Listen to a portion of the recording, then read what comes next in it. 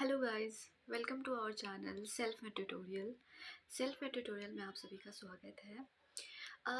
Guys, what we are planning that we are planning to make a series on Lucent.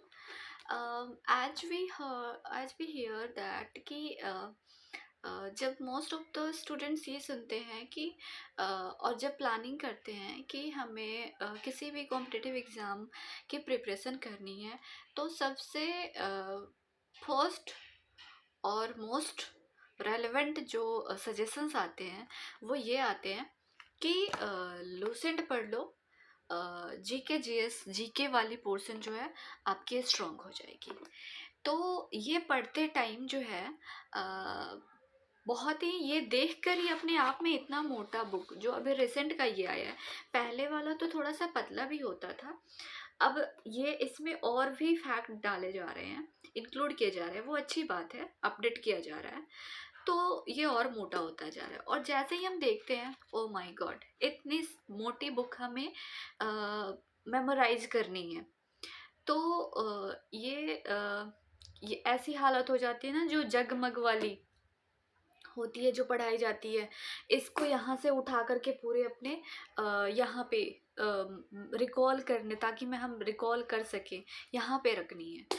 तो it's too much burden कि हम इसे कैसे memorize कर पाएंगे। So to solve this we are trying, बस हम कोशिश करेंगे कि इसे कैसे मेमोराइज ना किया जाए, इसे समझा जाए। जो भी फैक्ट है, ये जितने भी सारे फैक्ट्स हैं वो किसी ना किसी थियोरी से ही बने होते हैं, राइट। और थियोरी क्या होती है? थियोरी जो होती है वो इवेंट होती है, हमारे सोसाइटी में जो भी घटनाएं घटित हो रही हैं उसकी जो है एक्सप्लेनेशन जो होती है थियोरी होती है, और थियोरी के बेस पे ही हमें फैक्ट्स मिलते हैं, ठीक है, जो भी सिद्धांत बनाए जाते हैं। तो लूसेंट में क्या है? लूसेंट में जो हिस्ट्री है, ज्योग्राफी है, ये हम देखेंगे यहाँ पे। तो ये सारे जीके के फॉर्म में हम रेलवे का एग्ज़ाम दे, एसएसबी का एग्ज़ाम दे, सॉरी एसएससी का एग्ज़ाम दे, स्टाफ सिलेक्शन कमीशन या रेलवे रिक्रूटमेंट वाली जो बोर्ड की एग्ज़ाम होती है, या टीचिंग एग्ज़ाम होती है, any kind of assistant professor की हो, या प्राइमरी सेकेंडरी या अपर सेकेंडरी की एग्ज़ाम हो जो बीपीएससी के थ्रू, तो उसमें भी जीके जीएस पूछी जा रही है। सो फर्स्ट ऑफ ऑल आपके माइंड में ये क्वेश्चन, और ये अच्छा, ये सीरीज ना क्वेश्चन रेज करो खुद से, ये भी सिखाएगी, क्योंकि इस क्वेश्चंस में, इस सीरीज में हम क्या करेंगे, खुद से क्वेश्चंस पूछेंगे और उसका आंसर जो होगा लूसेंट से फाइंड आउट करेंगे खुद ही। हम यहाँ पे फैक्ट को मेमोराइज नहीं करेंगे, फैक्ट के पीछे भागेंगे नहीं, हम क्या करेंगे, फैक्ट को समझने की कोशिश करेंगे। अगर फैक्ट कुछ दिया हुआ है तो उसके पीछे का रीजन क्या है, और उस रीजन को हम अपने लोकल लेवल पे, लोकल एग्जाम्पल से समझने की कोशिश करेंगे, ठीक है। और इसमें बहुत सारे क्वेश्चंस होंगे, तो हो सकता है कि आप उस क्वेश्चंस का आंसर ना दो, या मैं ना दे सकूं, मैं भी रेज करूं, मैं भी ना दे सकूं, इट्स नो मैटर। बट हमें क्या करना है, क्रिटिकली सोचना है कि अगर ये हमें पढ़ने को कहा जा रहा है तो क्यों पढ़ने क्यों कहा जा रहा है। फॉर एग्जाम्पल, अगर सामान्य ज्ञान हम ये बोल रहे हैं कि सामान्य ज्ञान पढ़ना चाहिए, हर एग्जाम में सामान्य ज्ञान इम्पॉर्टेंट है, तो क्यों इम्पॉर्टेंट है हमें ये देखना होगा। सामान्य ज्ञान पढ़ना, टीचिंग में हो, रेलवे में हो, किसी गवर्नमेंट जॉब में हो, और वो भी उसमें भी A to D ग्रेड जो रेलवे में होती है, फॉर एग्जांपल मैं बता रही हूँ, या जो एसएससी की जो एग्ज़ाम होती है, यूडीसी एलडीसी, उसमें भी अब हायर एडमिनिस्ट्रेटिव लेवल पे काम होती है।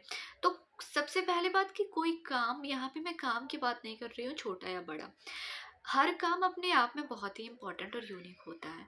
बस यहाँ पर रिस्पॉन्सिबिलिटी की बात आती है कि कितनी रिस्पॉन्सिबिलिटी है। जैसे kind of for example family है, तो आपके अपने फैमिली में भी बहुत सारी रिस्पॉन्सिबिलिटी होती है, और वो क्या होती है, अम, वो फैमिली मेंबर के अकॉर्डिंग डिफ़िकल्ट और ईज़ी होती है। जैसे आपके घर में सबसे, आप सपोज़ कि आप सबसे छोटे हो, तो आपको वो काम मिलेंगे जो बहुत ईज़िली आप कर सको।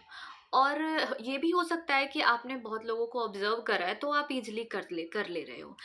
तो वो काम डिफ़िकल्ट या वो मैटर नहीं कर रहा। लेकिन फिर भी यहाँ पे जो बड़े होते हैं या फैमिली पेरेंट्स हैं, उनकी जो रिस्पॉन्सिबिलिटी है बहुत सारी होती है। अगर बेसिक नीड को देखें तो बेसिक नीड को फुलफ़िल करनी होती है।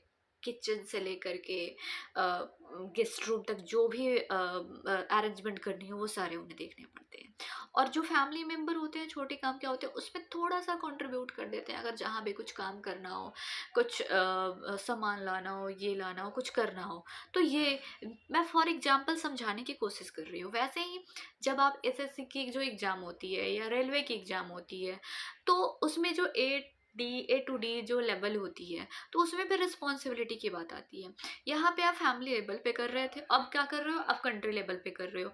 विलेज टू नेशनल और इंटरनेशनल लेवल पे काम कर रहे हो।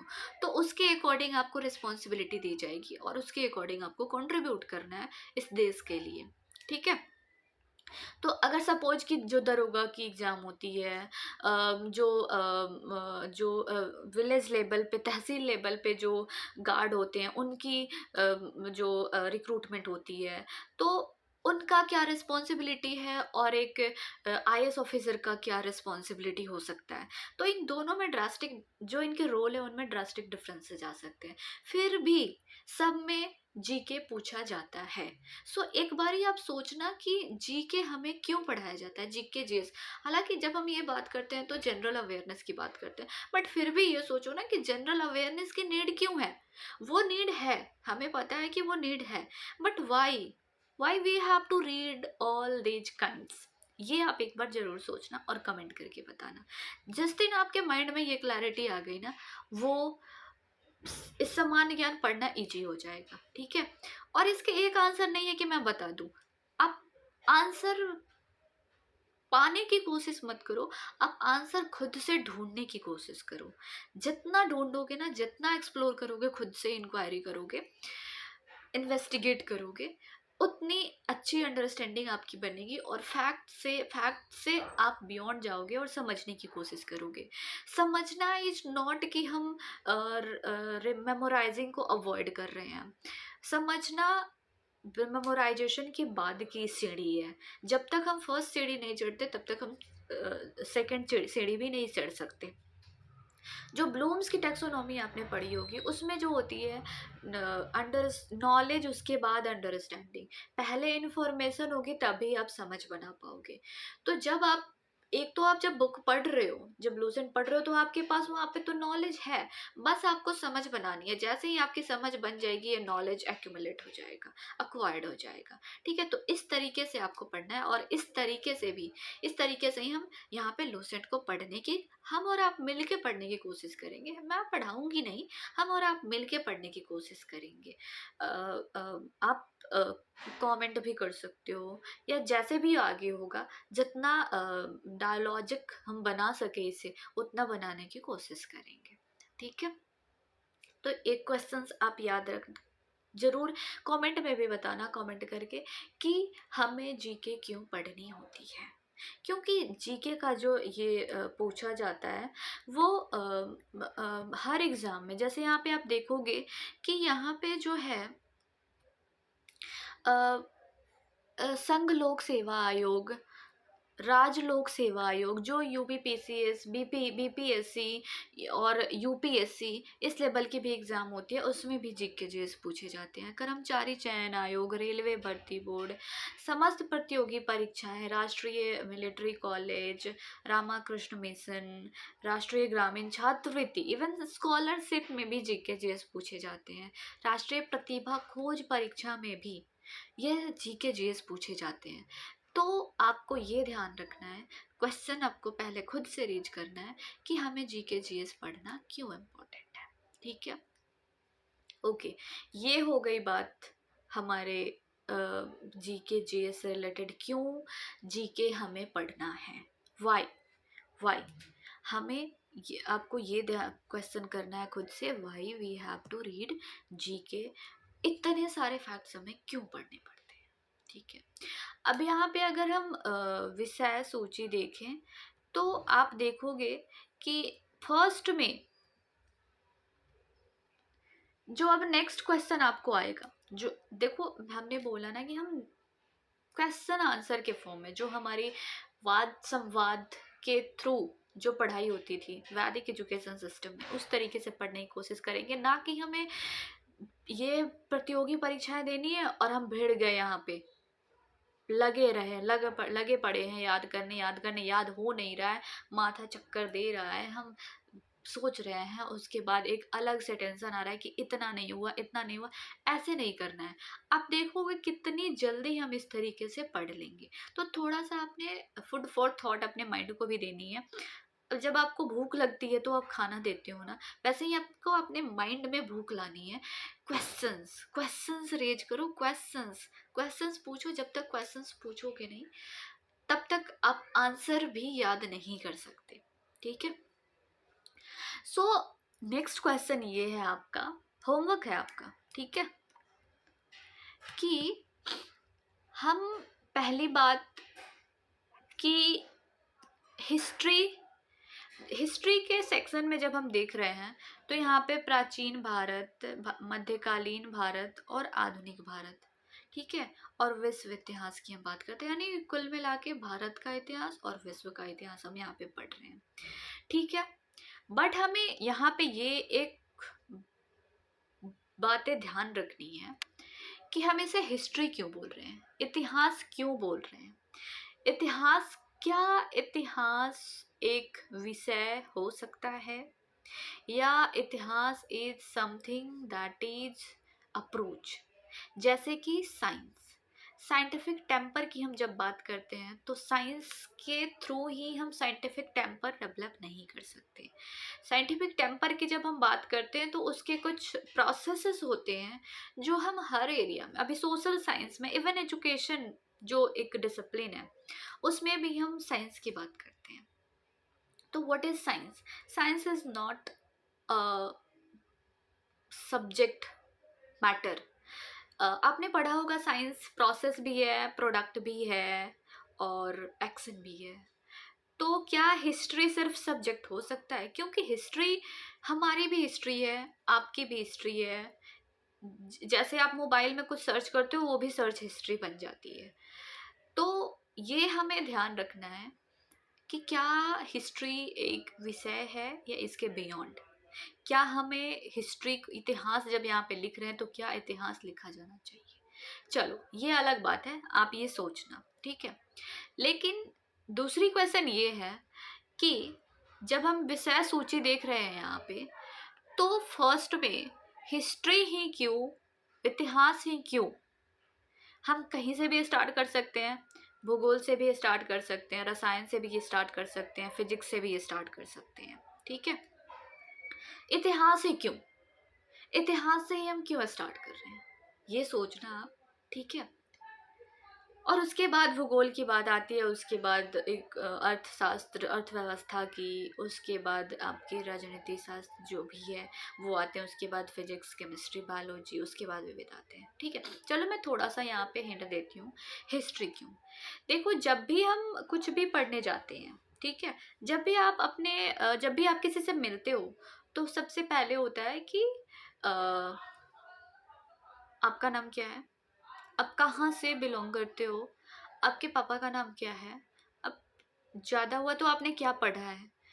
तो what other people trying here, they wants to know about you, about your background, a kind of history, कि आपने अभी तक क्या करके, आप अभी तक क्या करके आए हो, ठीक है। तो जब हम यहाँ पे जीके पढ़ने की कोशिश कर रहे हैं, सामान्य ज्ञान, तो किसके बारे में सामान्य ज्ञान पढ़ने की कोशिश कर रहे हैं? सामान्य ज्ञान व्हाट सामान्य ज्ञान किसके बारे में? अपने बारे में, या अपने पड़ोसी के बारे में, या अपने मास्टर जी के बारे में, या अपने बहन के बारे में, या अपने भाई के बारे में, या अपने दोस्तों के बारे में? GK means what? General awareness की बात कर रहे हैं तो क्या? तो जनरल अवेयरनेस जब हम अगर ये देखेंगे कि जब हम अगर बिहार से हैं, यूपी से हैं, राजस्थान से, कर्नाटका से हैं, केरल से हैं, उत्तराखंड से हैं, जम्मू से हैं, लद्दाख से हैं, तो जब हम जिस प्रकार के एग्जाम देने जा रहे हैं, अगर हम बिहार से एग्जाम, यूपी के एग्जाम देने जा रहे हैं, मध्य प्रदेश का एग्जाम देने जा रहे हैं, तो हमें उस जो एरिया है मध्य प्रदेश, उसके बारे में हमें जानकारी होनी चाहिए। और क्या क्या जानकारी होनी चाहिए? तो उसमें ये हो सकता है कि ज्योग्राफिकल क्या है, फर्स्ट ऑफ ऑल होगा कि हम अब यहाँ पे मल्टी डिसिप्लिनरी अप्रोच लाएगा कि हम उससे, क्योंकि यहाँ पे सबके पढ़ने का तरीका अलग होगा, ठीक है, कि कोई स्टार्ट करेगा जैसे दाल चावल रखी होती है, बहुत सारे खाने रखे हों, ठीक है, कहीं आप किसी शादी वादी अटेंड करने जा रहे हैं, वहाँ पे बहुत सारे खाने को हैं, बहुत चीज़ें हैं, तो आपको जहाँ से मन करेगा वहाँ से उठाओगे। आपको स्टार्टर खानी है तो स्टार्टर करोगे, मेन कोर्स करनी है तो मेन कोर्स करोगे। अगर उसमें भी ये कैटेगराइजेशन हो जाए मेन कोर्स है, मेन कोर्स में भी बहुत सारी वैरायटी है, तो आप कहाँ से स्टार्ट करोगे? तो ऐसा नहीं है कि सब कोई सेम पैटर्न से स्टार्ट करेगा, वहाँ पे भी डिफरेंसेस आएंगे। कोई ये कर सकता है कि दाल चावल सब्जी खा सकता है, कोई ये खा सकता है, रोटी सब्जी खा सकता है, कोई पहले सैलड खा सकता है, इस तरीके से खा सकता है। तो ये जो है हिस्ट्री, यहाँ पे जब हम शुरुआत कर रहे हैं हिस्ट्री, एक किसी भी सब्जेक्ट को या किसी भी विषय के बारे में या किसी भी घटना के बारे में जब हम पढ़ना स्टार्ट करते हैं, तो हमारा माइंड क्लिक करता है कि अच्छा इसकी हिस्ट्री क्या होगी, ठीक है। सपोज कि अगर हम असेसमेंट की बात कर रहे हैं, जो आकलन मूल्यांकन, जो परीक्षाएं होती है, तो क्या आपके माइंड में कभी आया जो ये परीक्षाएं हो रही है, क्या आपके माइंड में कभी आया कि परीक्षाएं क्यों होती है? सबसे पहले परीक्षा कैसे ली जाती थी? प्राचीन काल में परीक्षाएं कैसे होती थी? परीक्षाओं के लाने का उद्देश्य क्या था? क्या आपने ऐसा कभी सोचा है? जरूर सोचना कि अगर कोई घटना हो रही है तो उसके पीछे का रीजन क्या है, कुछ इन्वेंशन हो रहा है तो उसके पीछे का रीजन क्या है, क्यों हुई, क्या जरूरत पड़ी कि उसका खोज हुआ, ठीक है। तो ये आप ध्यान देना। तो जब हम किसी भी एरिया के बारे में पढ़ने की कोशिश करते हैं, तो हमारा पहला होता है कि अच्छा यहाँ पे ऐसा हुआ था, ऐसे हुआ तो अब जो एक चेन क्रिएट होगा ना, तो आपको जाके वो एंड में हिस्ट्री में ले जाएगा, और वहाँ से फिर हिस्ट्री से आप स्टार्ट करके आप अभी तक के टाइम में आते हो। एक एग्जाम्पल आप जरूर सोचना और कमेंट में बताना। तो वैसे ही ये जब हम प्राचीन भारत की बात कर रहे हैं, तो हमारा भारत, जो हम नेशनल लेवल पे अगर कोई एग्ज़ाम दे रहे हैं, तो हमारा भारत कैसा था, और जो जो भी उसमें प्रगति हुई, तो उसके पीछे का रीजन क्या था, कारण क्या था, कौन सा शासक आया तो उसके क्या प्रभाव पड़े, और क्या क्या डेवलपमेंट हुआ, क्या क्या विकास हुआ, क्या क्या पतन हुआ, ये सब कुछ जानना हिस्ट्री में हमें बताया जाता है। तो ये प्राचीन भारत का इतिहास के बारे में बताया जाता है, ना कि इतिहास। और अब हम इसके बारे में जानते कैसे हैं? तो ये हम हिस्टोरिकल अप्रोच अपनाते हैं। इसमें हमें जानना हो, जैसे प्राचीन भारत के बारे में जानना हो, तो प्राचीन भारत के लोग तो है नहीं। अगर सपोज कि अगर कुछ घटना होती है, तो न्यूज वाले जो जर्नलिस्ट होते हैं वहाँ पहुँच जाते हैं माइक और कैमरा लेकर, हाँ भाई साहब बताओ ये घटनाएं हुई तो कैसे हुई, इसके पीछे का अच्छा आप यहाँ पे देखे थे, आप अपनी आंखों से देखा था, आपकी आंखों के सामने घटित हुआ था, ये सारे पूछते हैं।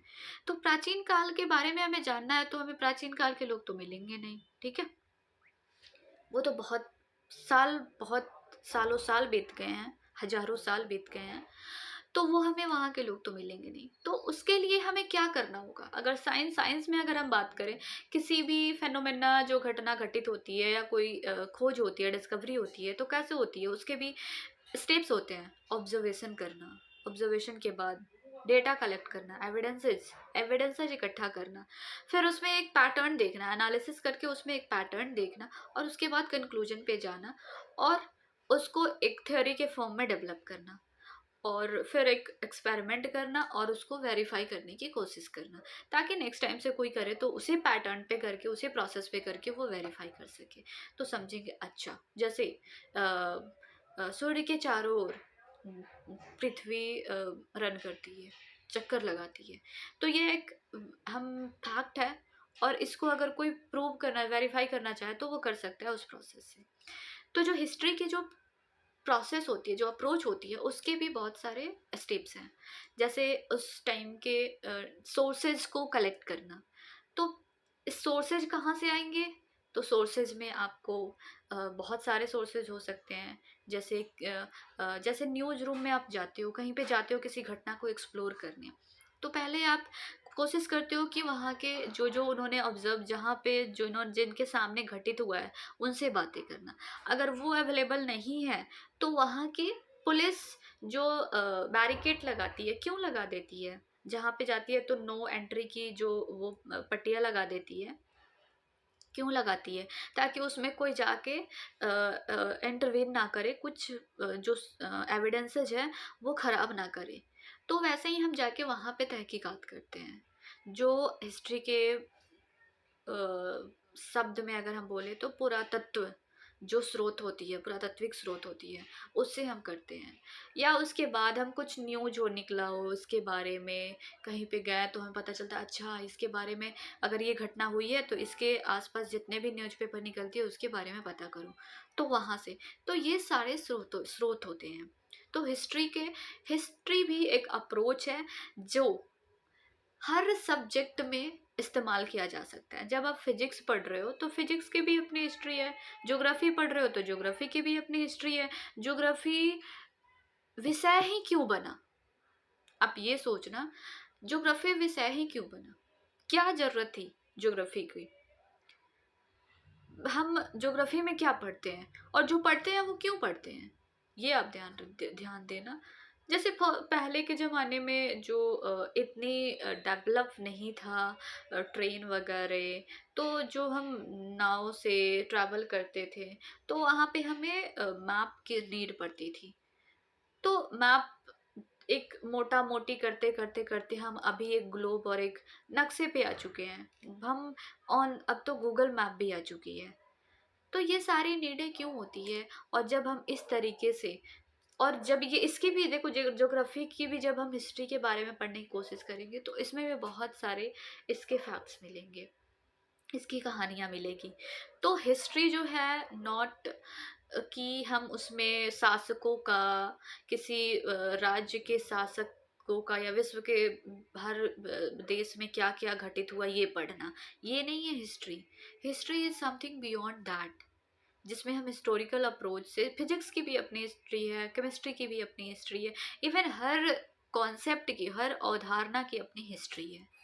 तो हमें यहाँ पे ये ध्यान देना है, और फैक्ट के पीछे नहीं भागना है, हमें स्टोरी बनानी है। हर जो भी कॉन्सेप्ट है, जो भी टॉपिक है, उसके लोकल, ठीक है, इंडिया लेवल पे बात कर रहा है लेकिन हम इसे अपने लोकल लेवल पे लाने की कोशिश करेंगे और वहाँ के एग्जाम्पल से समझने की कोशिश करेंगे ताकि वो भी समझ में आए।